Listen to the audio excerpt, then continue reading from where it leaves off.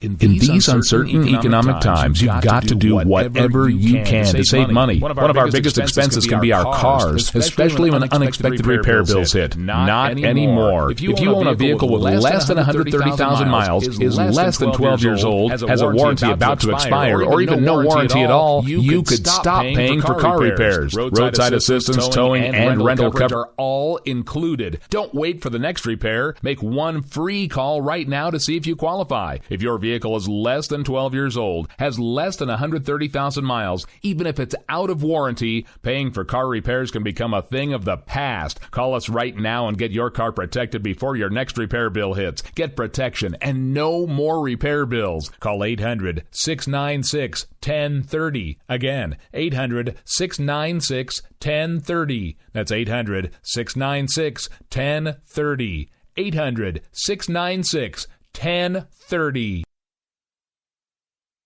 Joe had huge problems with the IRS. I knew it was coming. I hadn't filed taxes since 1990. All the IRS letters coming in added up to a nightmare. To get up to like $68,000, my heart started beating fast. It's like, there's no way, man. I mean, I ain't going to be able to do this. Then they stopped his paycheck. So that's when I started making phone calls and found U.S. Tax Shield. U.S. Tax Shield went to work immediately. They just took the bull by the horns. What blew my mind is he called the IRS right then and there. So why is U.S. Tax Shield A+ rated with the Better Business Bureau? Joe knows. They saved me a ridiculous amount of money. If you owe more than $10,000 to the IRS or state, choose the company Joe chose, U.S. Tax Shield. It was the best decision I made. U.S. Tax Shield is the way to go. Life is good. Thank you, Lord.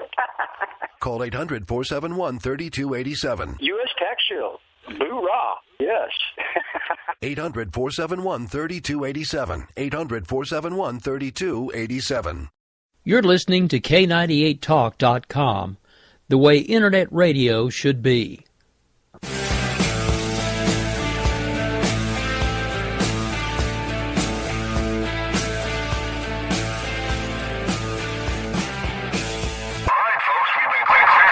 Attention,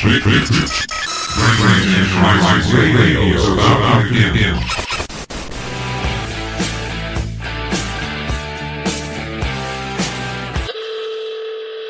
Please return your Republic to its original position and prepare for takeoff. Fasten your seatbelts. It's going to be a bumpy night. It's a long way to the top if you want to rock and roll.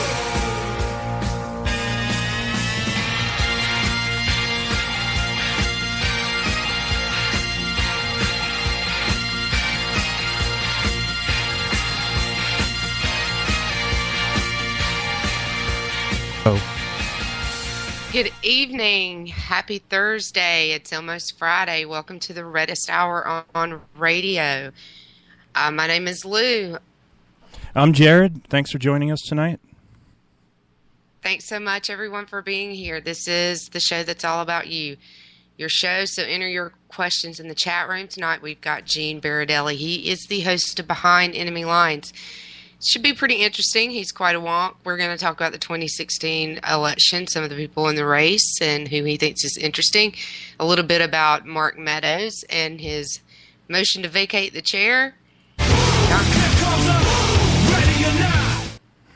Boom! You guys gave it to him really good. And we're going to shout out to PJNet for giving us a little bit of help, but just on the spur of the moment, you guys jumped in and got on that page, and I know you've probably been on it today, but that was about the quickest turnaround and the most amazing thing that I've ever seen. You guys were all over it, and we trended Red Nation Rising with those hashtags for Mark Meadows at 7 o'clock on Twitter. So it's hard for us to make more noise than we do on a regular basis. So good job.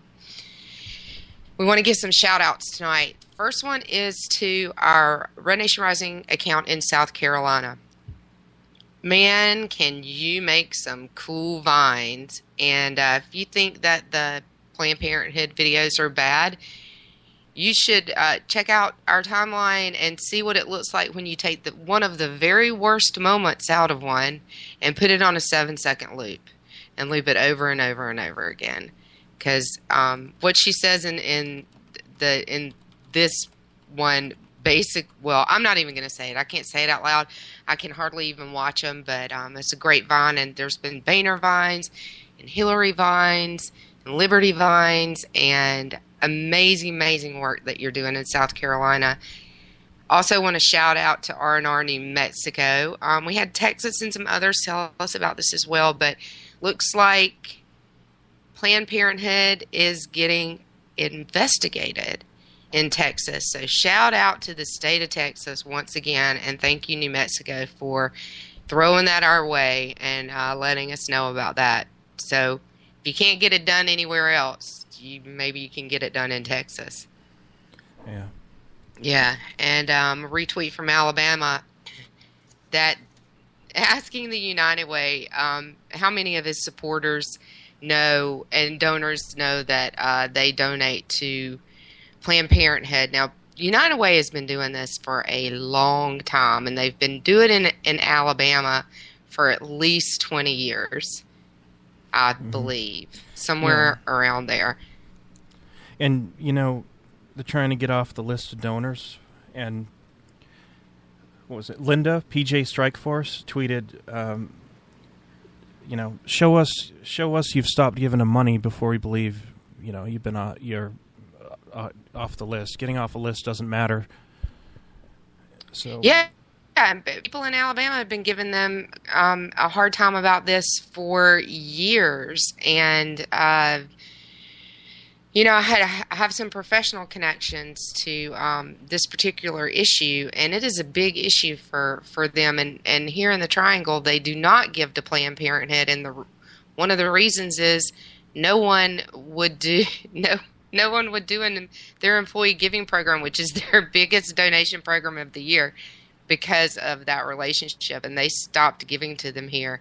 So it's a really good point to bring up. It's one that should be driven home, especially in Alabama, because it's been, 2 decades of people there trying to get United Way to pay attention to this. And good job for taking an opportunity. The Red Nation Rising Virginia account retweeted from Jim Treacher that they could not get their lies straight at Planned Parenthood because, and apologies for this being about all about Planned Parenthood, but it's just the news. They've actually taken over the Donald this week, which is amazing. But their hack wasn't really a hack at all. Yeah, they hacked their own site, most likely. That's my bet. Yeah, a PR stunt. And when you do this kind of thing, when you're in PR, you ruin your reputation. You pretty much make yourself, as a PR firm, a pariah in the industry. So if Knickerbocker, their new PR firm, had anything to do with this fake hack, they're toast. Mm-hmm. And we're talking about a long-standing, very reputable PR firm ruining their reputation potentially for Planned Parenthood. I mean, talk about that they care absolutely nothing about anybody but themselves and their own pockets. Yep, and why should any of us be surprised by that? So before we go into this break, I want to let you know JD and Stacy are up after us. We'll be going into a quick break for 2 minutes, and we will be back with Gene Baradelli of Behind Enemy Lines. We'll see y'all in 2.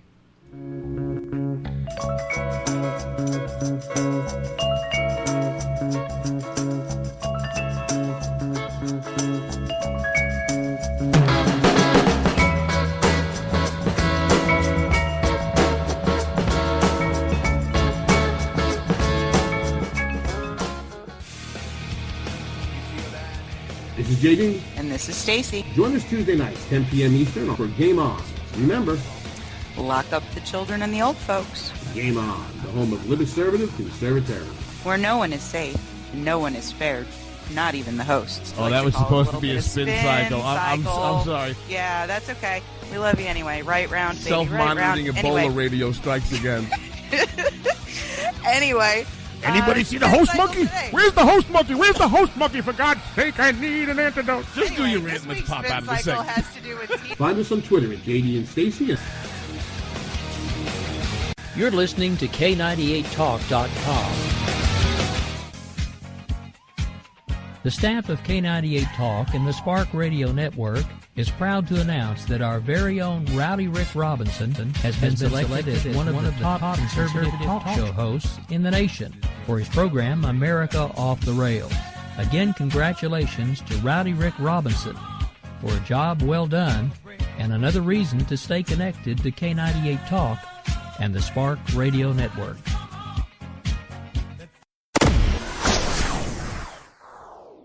This group of tyrants wants to disarm us. They want to deny you and me our freedoms guaranteed under the Constitution of the United States.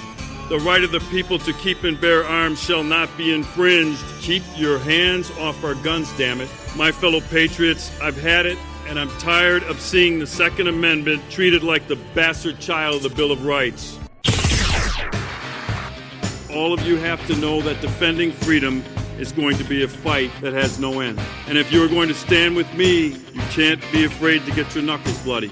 If you're going to stand with me, you have to be willing to resist any attempt by government to disarm law-abiding people by fighting with the ferociousness of a junkyard dog. Thank you. God bless you, and may God continue to bless the United States of America. Thank you very much. And we are back with Gene Faradelli. I got to tell you, as a Georgia girl, I just love to hear that junkyard dog comment. Every time I hear it, I'm going to give them a shout. Go Dogs. Welcome, Gene. How are you doing? I'm doing great. Thank you for having me on. Oh, good. Is he breaking up on your end, Jared? Yeah, he's broken up. Can you guys hear me? Yeah, I can hear you. You're breaking up a little bit, though. But you know what? We are tough, so we can make it through. Okay, you know what? I'm connected to my interwebs here at my house. Let me switch over to my connection, and maybe that'll be better. Hang on 1 second. Okay, you're sounding better already. Yeah, he's sounding better. All right, we'll try this. Is this a little better? Yeah, that's it. Am I the eye doctor? Is it better A or B? All right, I can't hear anybody at all now. Okay, I've lost... We're gonna play another quick break till we get Gene a good connection with Gene. So hang with us for a second here, and we'll be right back with you.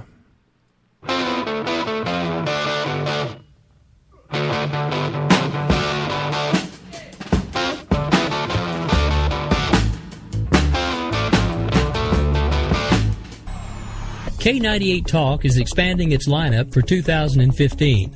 This means we are expanding our advertising base. Whether you're a startup trying to push through to the next level or an established business trying to supplement your advertising budget, web-based advertising is a solid investment. Thanks to Talk's newest partnership with TuneIn Radio and instant access to our sister station, K98 FM, we give you worldwide access at a reasonable cost. Interested parties should email us at sales@k98fm.com.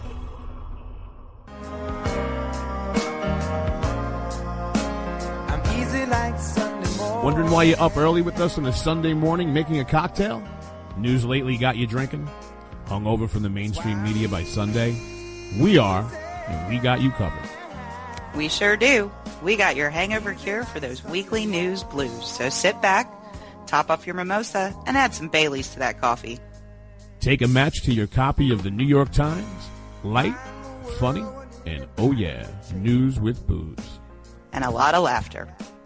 Welcome to Bloody Marys and Broadsheets.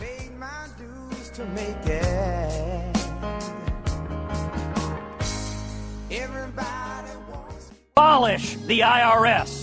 Take all 125,000 IRS agents and put them on our southern border. That's us, that's right. Gotta love this American ride. Both ends of the ozone burning. Funny how the world keeps turning. Look, Mom, no hands. I love this American ride. Gotta love this American ride. Gotta love this American ride. Boy, you don't get it right the first time. Cut the break and come back. Hey, Gene, are you with us? I am with you. I'm telling you, it's a left-wing conspiracy. It is. It's the NSA hacking us, doggone it. So, how are you tonight? We're so glad to have you here. Well, I'm doing a lot better now that I can hear your voice. It's a muggy night here in the People's Republic of New York City, but I'm glad to be with you guys. Hey, come down south for a while. You want to feel muggy, my friend. But I love the city. I got to tell you, I love the city. Even, Southern girls love the city. What's not to love? So, can I just tell you before we get started, your Sharpton bloopers are fabulous. I can't take credit for them. I didn't make them. I just found them. The Washington. He made them. The Washington Free Beacon made them. They have a whole bunch of different compilations that are on YouTube. And we always give them credit during our show for making them. I can't take credit for all that work. The Washington Free Beacon did a great job putting it together. I just like delivering it to the people. Well, shout out to the Free Beacon. But I have to say that it's the Reverend that does all the work because he has to work hard at that. He can't do it by accident. He's the gift that keeps on giving, isn't he? He definitely is. Now, if you haven't heard him, go to the Washington Free Beacon, look him up, because if you're having a bad day and you need a little pick-me-up, these will definitely pick you up. I was just falling out on the floor laughing. My husband thought that there was something wrong with me. So let's get serious for just a minute, or just not too serious, but a little bit serious. You're watching the 2016 GOP primary. It's not even a horse race anymore. It's bigger than a horse race. It's like 2 football teams. It's the New York City Marathon, is what it is. That's a good one. And by the way, let me take this opportunity to let your listeners know. No, I am not running for president. You can cross me off the list. I'm sure there's another 1,500 people right behind me that want to step up, but I will not be one of them. Well, we certainly had an interesting announcement today, but tell me overall. Give us your assessment a little bit overall. Well, I mean, it's so early to tell what's going on and who's got what upper hand. I remember back in 2012, we used to call it the flavor of the month. Who's got the advantage now for this month before they get torn down by either the liberal media or they make what we call an unforced error and just do something stupid? At this point, you can't win the race, but you can definitely lose the race if you do something dumb.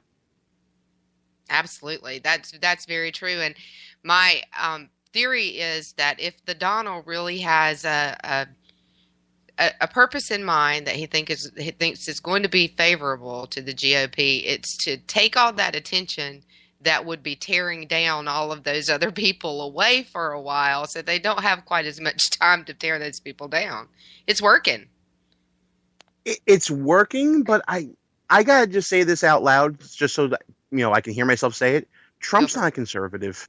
No, he has some conservative leanings, but Trump is a Trump-servative. He will serve himself before he serves anybody else. That's a good word, a Trump-servative. Stacey Lennox and I call them Trumpkins. That you can and we have a lot of people that support Trump. In our groups, and I don't not support Trump. I've always not liked the Donald. Does that make sense? I've never loved the Donald, but I've never disliked the Donald either. I just think he's like that relative. He's like that relative that comes over your house and you have to tolerate him a little bit, but every now and then he'll do something good. Yeah. Every now and then he'll do something great, and you'll really love it. I don't think he deserves some of the heat that he's gotten from the left. Certainly, the heat he's gotten from the right, he probably deserves. He probably asks for that. Donald Trump is a flashpoint. He's a lightning rod. That's what he's always been throughout his entire life. Living in New York City and seeing a lot of what makes Trump tick up close, it's always an entertaining show. But every now and then, every 10 statements, you'll get one good one that you can latch onto that will renew your faith in Donald Trump. And I think that's what people are seeing now. It resonates with people that, hey, I've been sick and tired of government for the past 8 years. Donald's saying everything I've wanted people to say for the past 8 years, but we're too afraid to say it.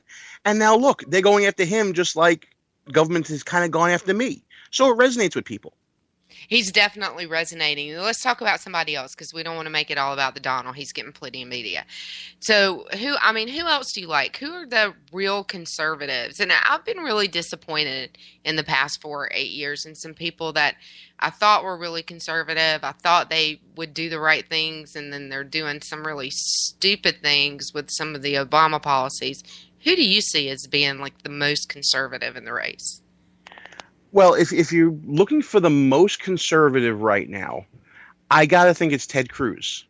Ted Cruz is basically trying to burn every bridge with the establishment that he has right now. And listen, it's a good move because it's a populist move for him. It's probably the only move he has to make right now. Because, let's face it, from day one of his announcement, he is never going to get establishment support. He's never going to get establishment money. So he's got to find other ways to keep his campaign going. And the way you do it is he's going to burn the sucker down. And in one way, you got to respect it. But in another way, you got to feel like it's also a gamesmanship on his part, too. But if you're looking for the most conservative choice, he's probably it. Really? So do you think that he's more conservative than Scott Walker? Scott Walker has some check marks in the conservative column, but he doesn't have all the check marks.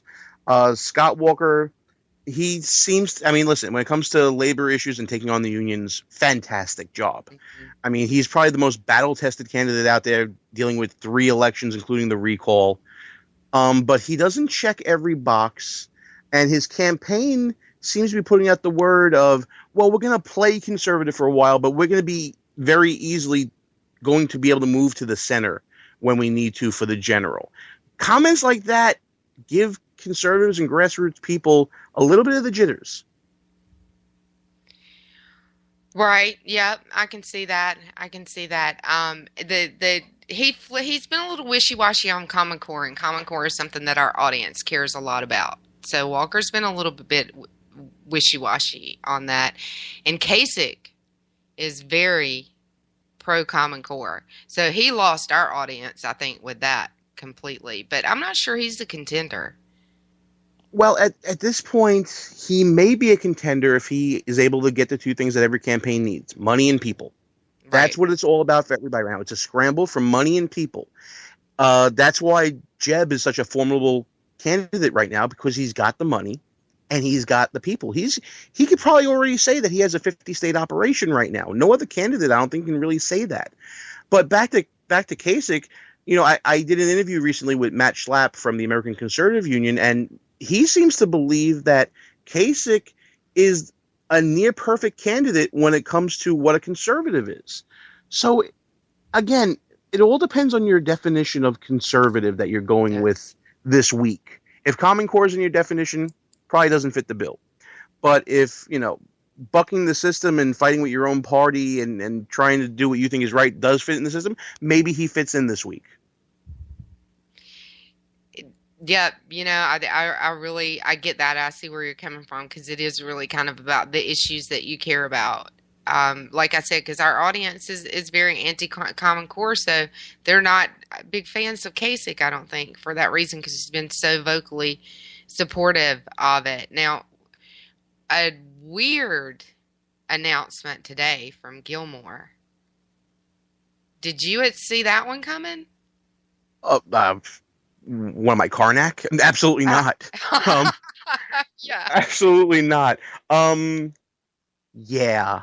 got nothing. No, in all seriousness, I remember he did come to a meeting of some very high-rolling donors last year here in New York City. So he's always tried to stay on the map. But, did you see George Pataki running? It's the same kind of question. They're coming out of the woodwork right now. Well, and you know what I think? You tell me what you think about this, Gene. I call it an old yellow dog year. And it's much like Carter in 76 or Reagan in 1980. You could run an old yellow dog against a Democrat and they'd probably win the race, because everybody is so angry and things are so messed up under 8 years of a Democrat administration. Is that why they're... I think that a lot of people are seeing that this is their shot. because it was such a horrendous, soon to be 8 years under President Obama.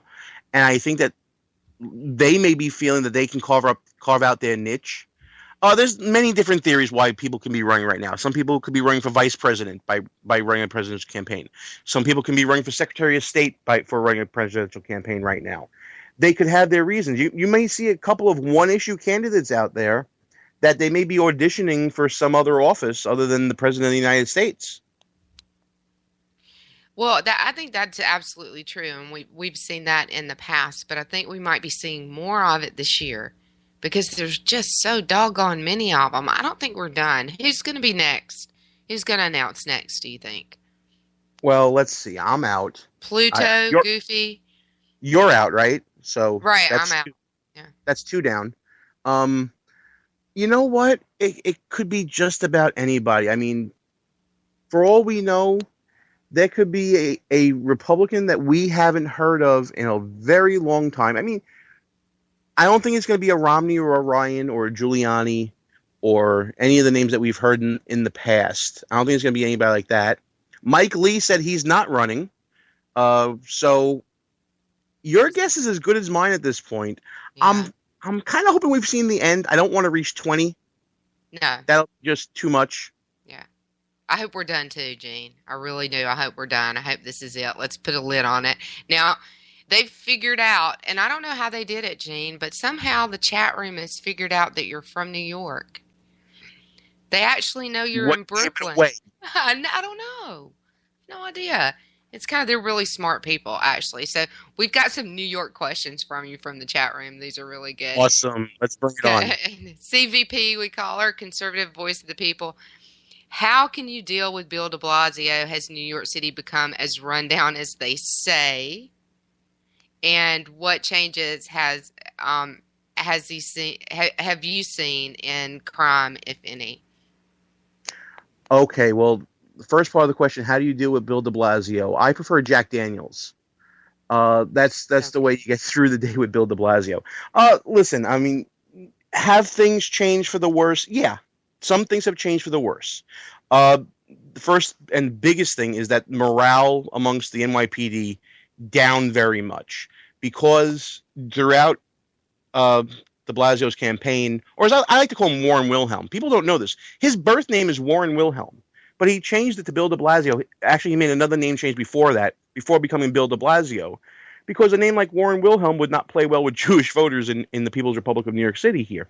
But Wilhelm over here campaigned basically on the backs of the police, and he decided that the way he wanted to get elected was to play this Tale of Two Cities narrative, and he blamed the police, who were doing a great job under Ray Kelly, the police commissioner at the time, and morale just went downhill. And then the whole controversy with telling his son that he's got to watch out when acting around the police made it even worse. And that relationship's still not healed. The good thing about Bill de Blasio is that he's never in New York City. He's always campaigning around somewhere else, giving some middling speech because he thinks he's a national candidate for something in the future, but he's definitely not. And it's causing friction within his own party here in New York. Andrew Cuomo can't stand him here.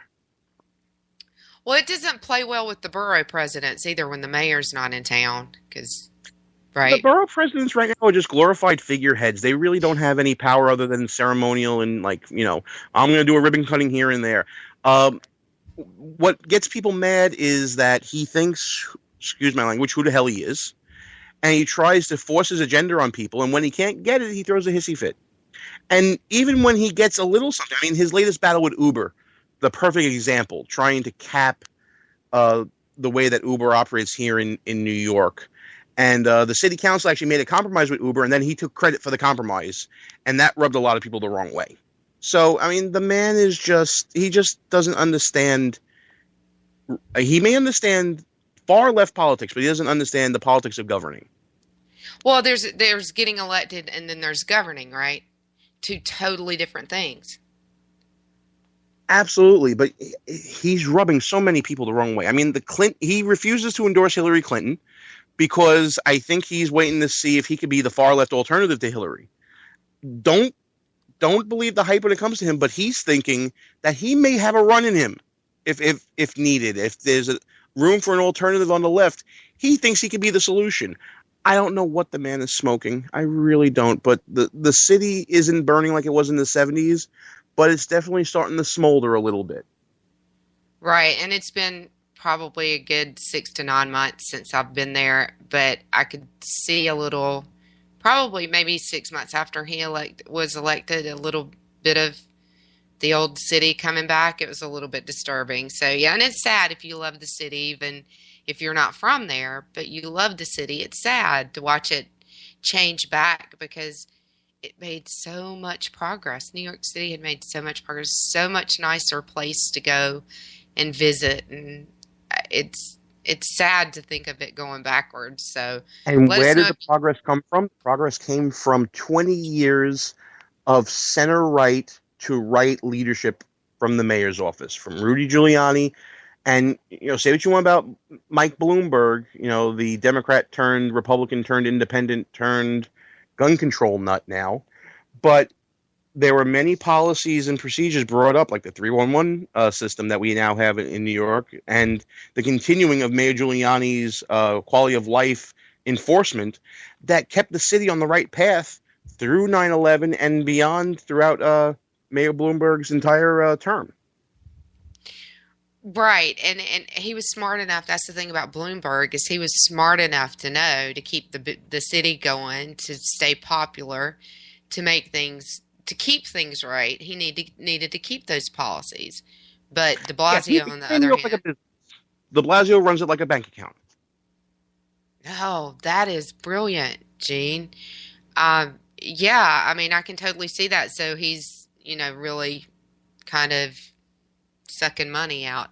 Got another question I'm going to ask you, but we might have to cut to break before you answer it. So you're going to get a chance to think about this one before you actually answer it. So, well, actually, let me ask you this one because it's just funny.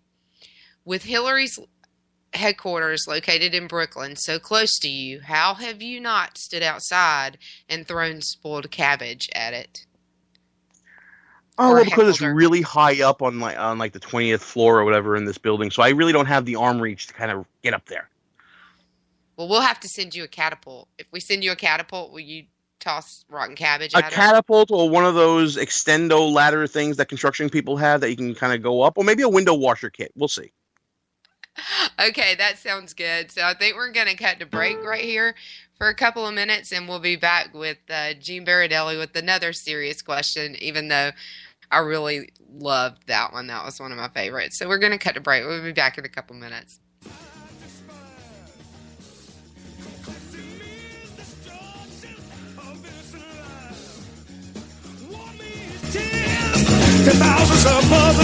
The internet will never be the same.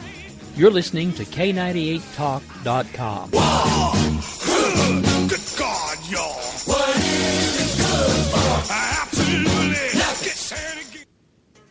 Are you conservative in a world of liberal? Yep. Mm-hmm. Well, you're not alone. Hey, I'm Daniel Stafford, host of the Stafford Voice, and I'd like to invite you to tune in each Monday, 10 p.m. Eastern, where I'll break down the events of the week, and together we'll learn about how they affect you. So, sit back and get ready for the good, the bad, and the ugly of talk radio right here on K98 Talk.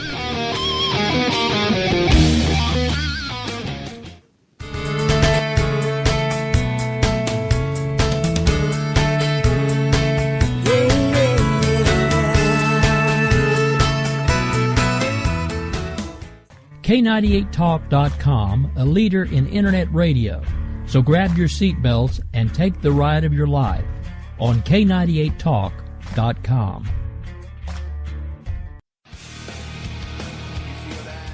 This is JD. And this is Stacy. Join us Tuesday nights, 10 p.m. Eastern, for Game On. Remember, lock up the children and the old folks. Game On, the home of liberservative conservatism. Where no one is safe, no one is spared. Not even the hosts. Oh, that was supposed to be a spin cycle. I'm sorry. Yeah, that's okay. We love you anyway. Right round, baby. Self-monitoring right Ebola radio strikes again. Anyway. Anybody see the host monkey? Where's the host monkey? Where's the host monkey? For God's sake, I need an antidote. Just do your rant. Let's pop out of the segment. Find us on Twitter at JD and Stacy. You're listening to K98Talk.com.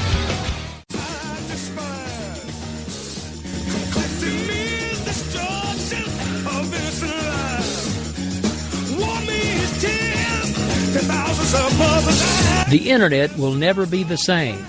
You're listening to K98Talk.com. Good God, y'all. What is it good for? Absolutely. Say it again.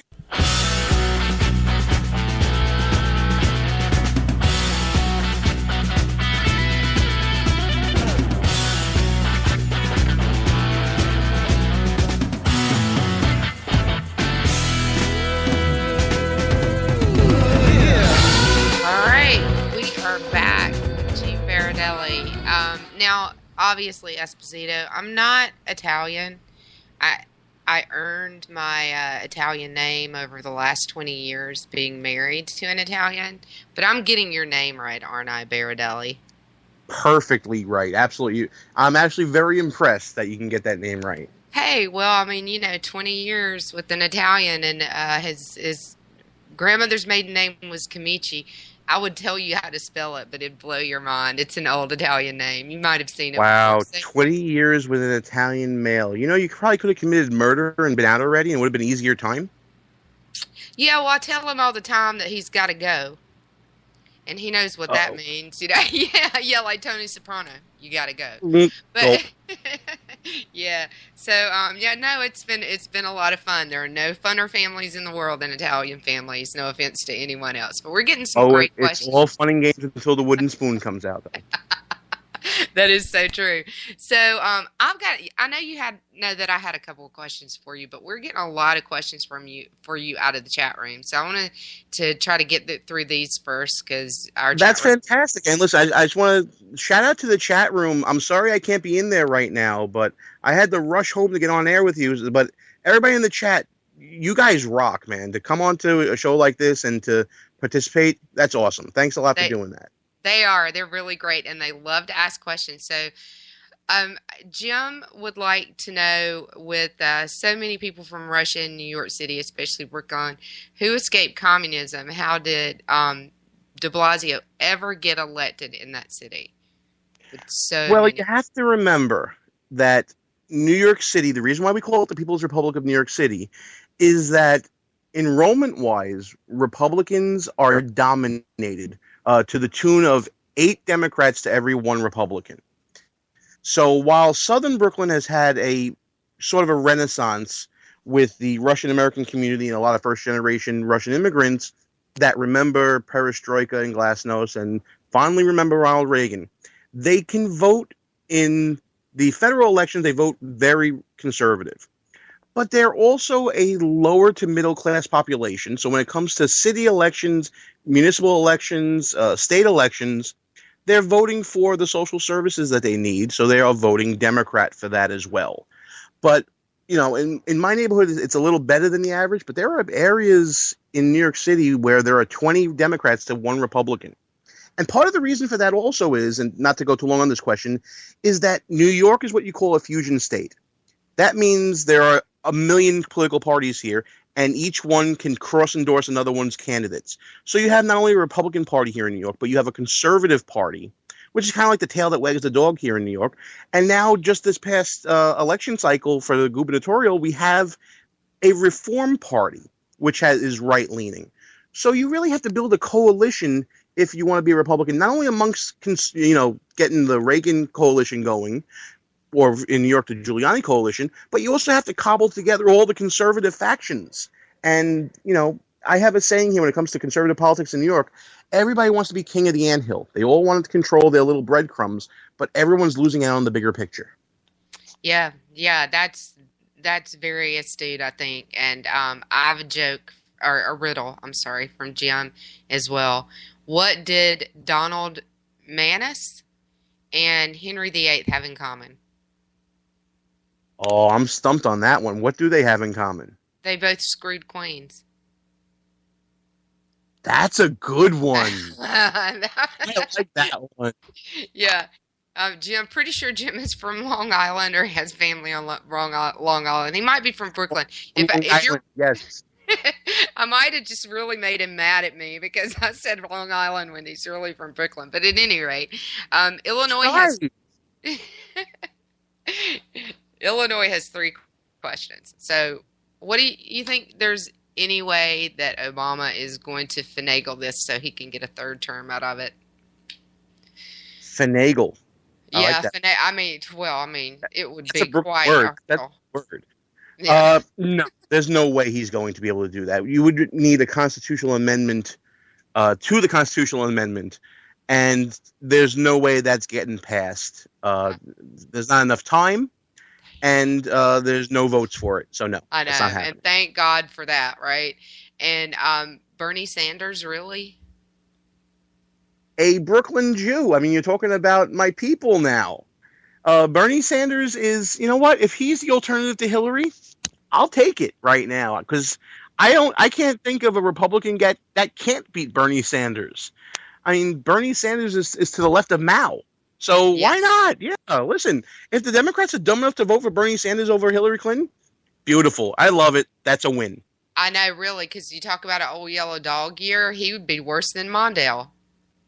Oh, that's an old blue dog right there. Right. Well, there you go. So the other one was, do you think anyone, Donald or anyone else, will run third party if they don't get the nomination?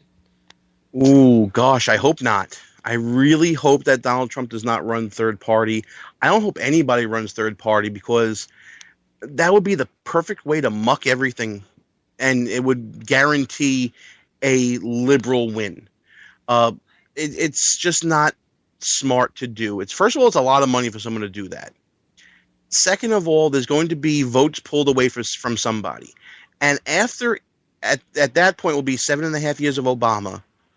You know the votes are going to be pulled from conservatives, because they're going to be disgruntled conservatives that are going to be catered to by a third party. Mm-hmm. And you need that coalition between the establishment and Tea Party and the grassroots. Listen, I like to think of myself as a grassroots guy.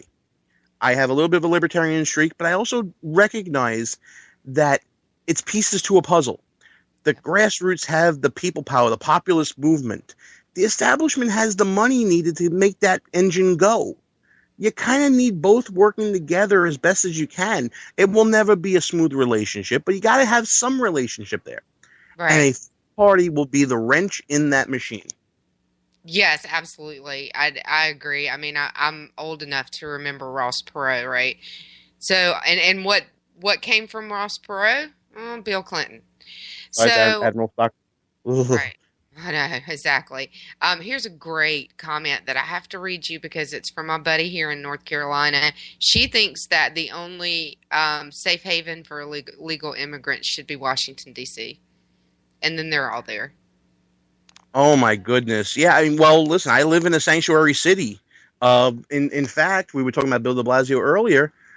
He signed into law a $50 million program to create municipal IDs that illegal immigrants would be able to obtain so that they can partake in city services.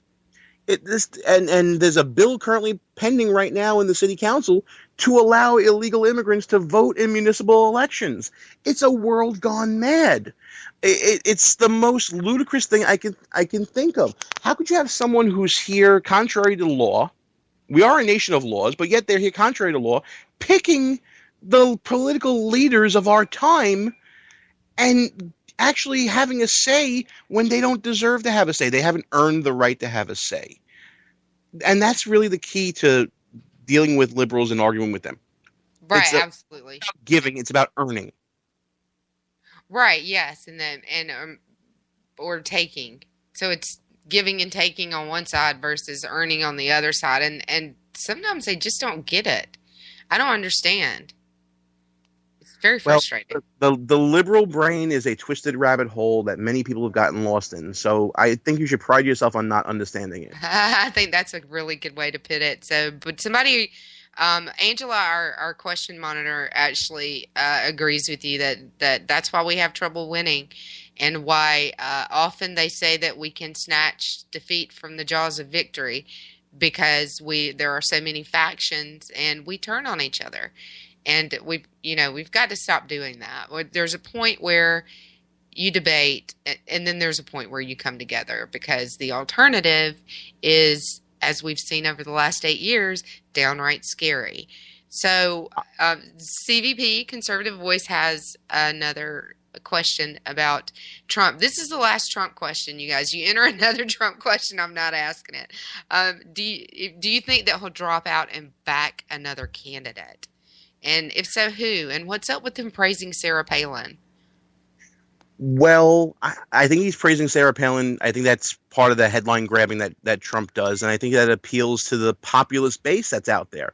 Sarah Palin is still beloved by very many people, and they want, many people want a return of Sarah. I mean, the Sarah PAC was very pivotal in the 2014 elections, and they gave a lot of money, and there's a force there. There's definitely something there. As far as will he drop out, I think eventually he will. Yeah. There's been some talks that he has met with Ted Cruz and the conspiracy theorists among us. I mean, okay, everybody put on your tinfoil hat. I'll wait. Good. The conspiracy theories out there is that if and when Trump drops out, he will be the money force behind a Ted Cruz run. Obviously, he's not going to go with anybody who's considered establishment or anybody who's really considered hybrid. But he'll back someone like a Ted Cruz who will continue the plain talk that he started. Yeah, and I did hear that they had met as well. I did find one comment that I wanted, and I don't even know who entered this, but I think that you'll think it's funny. De Blasio needs a big gulp and a muzzle. Oh, well, yeah. Well, there was the whole run started by Bloomberg of trying to get large soft drinks off the shelves in New York. Exactly. And it took a judge that I have been before in New York City to rein that in and actually follow the rule of law. So that was struck down. That's not happening anytime soon. But just to go back a second to something that somebody said earlier about factions and the infighting. We have ourselves to blame for that because we, since 2012, have been looking for purity. It's been a purity test. Can you check all the boxes that I think you need to check to be a conservative and get my backing? Mm-hmm. It's a Chinese food menu, guys. You got to pick a little from column A, a little from column B, and a little from column C and put it all together. You're not going to find purity in any election. It's just not going to happen. One of my friends here in Brooklyn, Mike Tracy, I always quote him when I say this. In 2015, that's the year to fall in love with your candidate. But when 2016 comes around, that's when you fall in line behind the candidate. Yeah, I think that's a really great way to put it. This is going to segue into our next question because this is the one that I want to make sure I ask you and we hear a little bit about from your wonk side.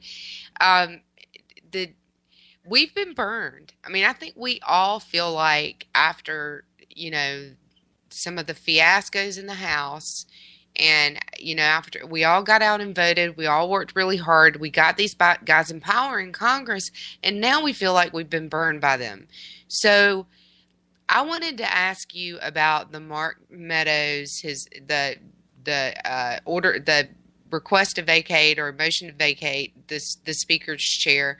What's going to happen next? What are the steps? What are the congressional steps behind that? What's the rules of order behind that? How is that going to work? I think I was just called a nerd, but that's okay. That's cool. No, policy wonk and, I know. It's okay. So here's what this is pure. In my opinion, this is a ceremonial filing that was done by Mark Meadows. There's no real teeth behind it, no matter how many sponsors or co-sponsors there may be, because this is one of those procedures that goes to the Rules Committee of the House. And the Rules Committee is filled with, guess what? The biggest backers of John Boehner that there is. Yeah. So this will never get out of committee. This will never see the light of day. In fact, John Boehner basically said at his press conference that this will never see the light of day. It will never get out of committee. So when he says that and in such a definitive term, you got to know that the fix is already in. Right. But it may affect his campaign because those guys have to run every 2 years. Yeah. Well, here's the thing.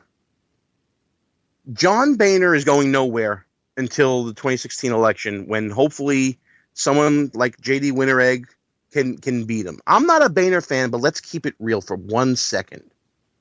This is not a great move by Mark Meadows.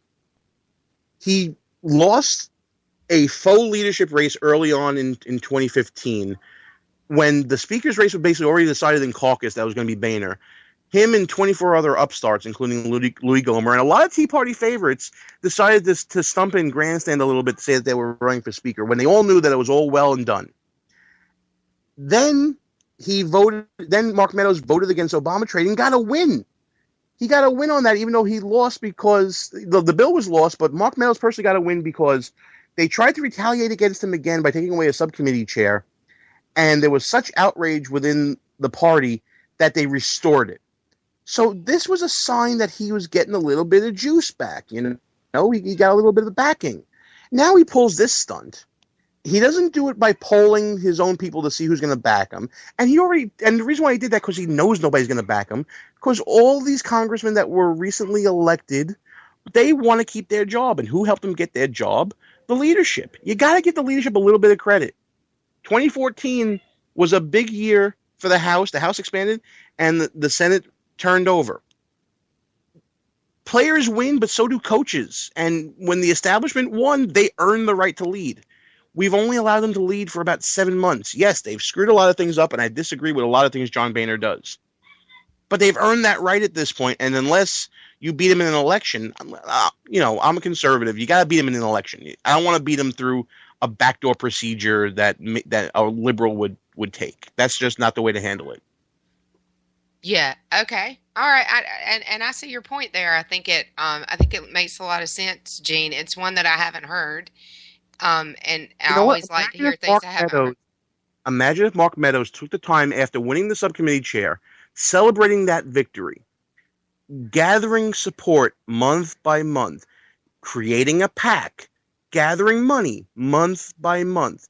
Now you got support. Now you got money. You got some money to spread around to some candidates that may need it, that could then support you when you want to run for speaker in the next session. So he could have played this a lot smarter, in my opinion. And all you did now was just give Boehner another win, and you've relegated yourself to the kiddie table again. Yep, absolutely. So I believe that we're going to have to make that our last question. We've really enjoyed having you on the show. I love Policy Wonks. So, Gene, I think you're one of my favorites now. Really loved having you. Thanks so much. And plug your show. Okay, this is what I live for. I love plugging the show. I want to thank everybody for listening to the show. Check out Behind Enemy Lines at www.behindenemylinesradio.us. We broadcast on K98 tomorrow night at 9 p.m. Eastern, 8 p.m. Central. Check us out. We had a great show that we taped last night. You're going to love it. And just a quick announcement for everybody. I will be hitting the road to the debates next week in Cleveland. So definitely expect some big things out of the show in the next 2 weeks. We're going to try to get some presidential candidate interviews for you. And check us out, www.behindenemylinesradio.us, and on the Twitters at BEL_radio. Yep, don't forget the Twitters. All right, thanks so much, Gene. We're going to say good night to our crowd, and Jared has an announcement. Yeah, just, by the way, thank you, Gene, for coming on. It was great to have you on the show. And on our schedule changed on SHR Media. We were running in the middle of the night. We're now on the daytime rotation, Tuesdays and Thursdays, 11 a.m. Eastern. And big thanks to Sean at Sackheads Radio. Their site, shrmedia.com. They have some Dr. A, our friend, writes there, and they have some good shows there as well. And we appreciate them running the show. Also, to get replays, if you are on your phone or your tablet, the Stitcher Radio app is a great option, and it's easy to find us. Type in Red Nation Rising, and we'll pop right up. And next week we have Michael Bowen. Yeah, he's a Coalition for Strong America, and his wife Stephanie Struggs won't be with him. He'll be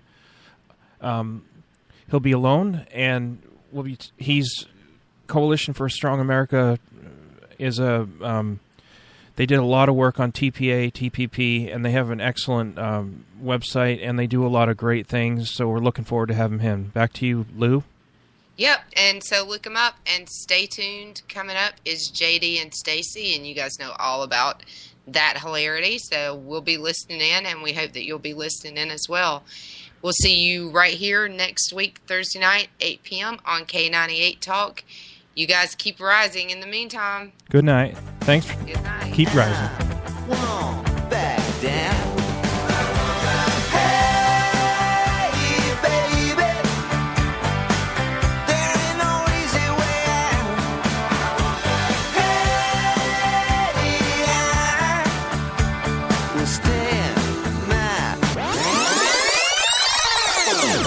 When our water heater broke down last month, it was a nightmare. It took 5 hours for the plumber to show up, and he charged us a couple of $100 just to come out. And then it cost another $1,800 to put in the new water heater. By the time it was all said and done, I felt like I'd been taken. But what else could I do? The smartest thing you can do is get a home warranty from American Residential Warranty. Their home warranties pay to repair or replace all your major appliances when they break, and they will break, and at the worst possible time. Call American Residential Warranty right now for free information on home warranties starting at just pennies a day. Don't wait for your refrigerator to stop running or your ceiling fans to stop turning. Call American Residential Warranty right now. Ask how you can save up to 50% on washer and dryer coverage. Just call 1-800-513-6154. That's 1-800-513-6154. Again, 1-800-513-6154. Call now.